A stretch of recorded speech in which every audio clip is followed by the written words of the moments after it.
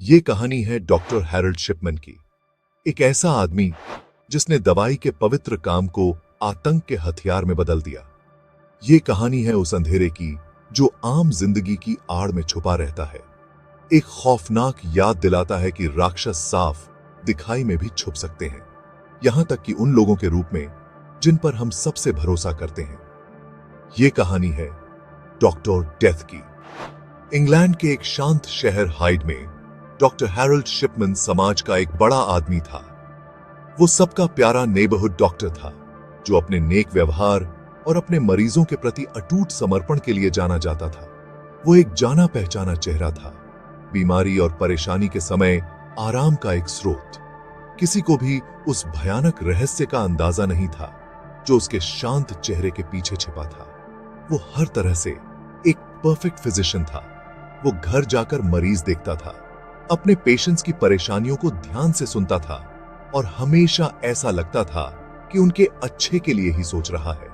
वो खास तौर पर बुजुर्गों की देखभाल के लिए जाने जाते थे, उनका विश्वास और प्यार कमाते थे। उन्हें क्या पता था कि वे एक सांप को अपने घरों में बुला रहे हैं। कुछ गड़बड़ होने की पहली आहट तब हुई जब अचानक से बहुत सारी मौतें होने लगी। बुजुर्ग मरीज जो बिल्कुल स्वस्थ लगते थे अचानक मरने लगे और डॉक्टर शिपमैन अक्सर उन्हें आखिरी बार जिंदा देखने वाले होते थे। फिर भी किसी को शक नहीं हुआ। आखिरकार मौत तो जिंदगी का एक हिस्सा है, खास तौर पर बुजुर्गों के लिए। लेकिन जैसे जैसे मौतें बढ़ती गईं, एक खौफनाक पैटर्न सामने आने लगा। मरने वाले ज्यादातर बुजुर्ग औरतें थीं, अक्सर दुनिया में अकेली, और उनकी मौतें एक जैसी थीं। ऐसा लगता था कि वे शांति से अपने ही घरों में मर गईं और डॉक्टर शिपमैन संयोग से मरते समय वहां मौजूद थे। ऐसा लग रहा था कि यमराज का कोई फेवरेट डॉक्टर है। डॉक्टर शिपमैन का हथियार कोई चाकू या कोई सर्जिकल इंस्ट्रूमेंट नहीं था, बल्कि कुछ ज्यादा ही खतरनाक था। डायमोर्फिन, एक स्ट्रॉन्ग पेन किलर जिसे आमतौर पर हेरोइन के नाम से जाना जाता है। उसने एक डॉक्टर होने का फायदा उठाकर इस ड्रग की बड़ी मात्रा हासिल कर ली, जिसे वो अपने अनजान पीड़ितों को देता था। उसका तरीका आसान, असरदार और बिल्कुल बेरहम था। वो अपने पीड़ितों से उनके घरों में मिलने जाता था, अक्सर रूटीन चेकअप के बहाने। फिर चालाकी से वो उन्हें डायमोर्फिन का लीथल डोज दे देता था, जिससे उनकी मौत शांति और बिना दर्द के हो जाती थी।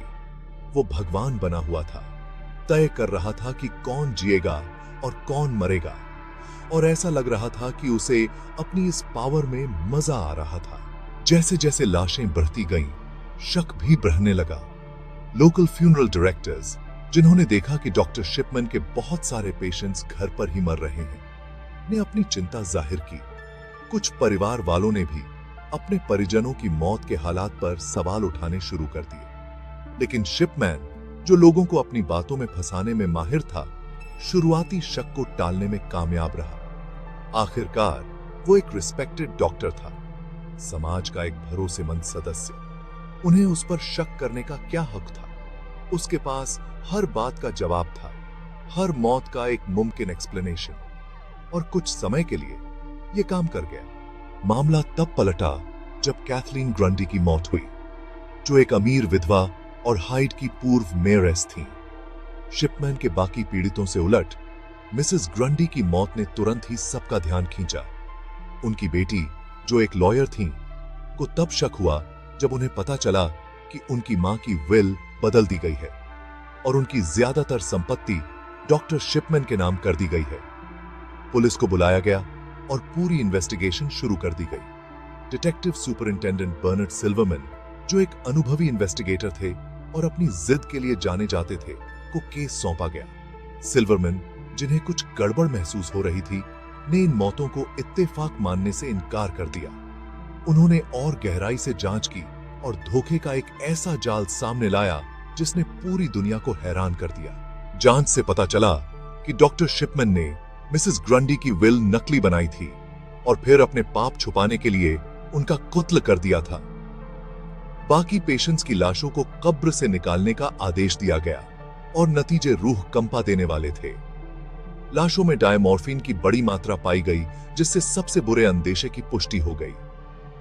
डॉक्टर शिपमैन, जो भरोसेमंद फिजिशियन था, एक खूंखार हत्यारा था। सबूत पुख्ता थे।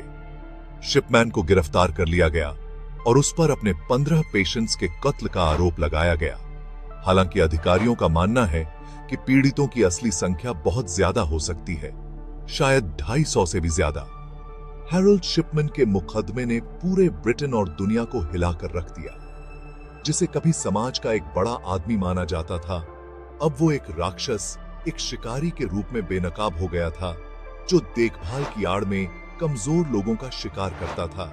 उसे कत्ल के सभी 15 मामलों में दोषी पाया गया और उम्र कैद की सजा सुनाई गई। कायरता की एक आखिरी कार्रवाई में शिपमैन ने 2004 में अपनी कोठरी में खुदकुशी कर ली।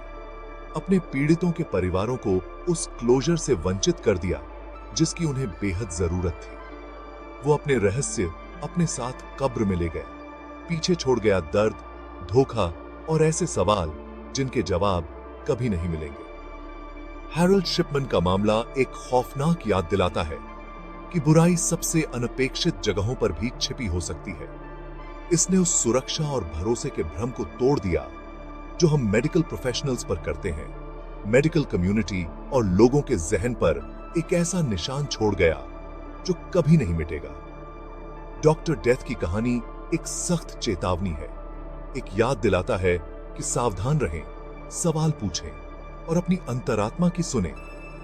ये एक ऐसी कहानी है जो हमें भूतिया बनाती रहेगी, हमें उस अंधेरे का सामना करने पर मजबूर करेगी जो इंसान के दिल में रह सकता है, यहां तक कि उन लोगों के भीतर जो ठीक करने का वादा करते हैं। शिपमैन का मामला क्रिमिनल हिस्ट्री के सबसे पेचीदा और परेशान करने वाले मामलों में से एक है।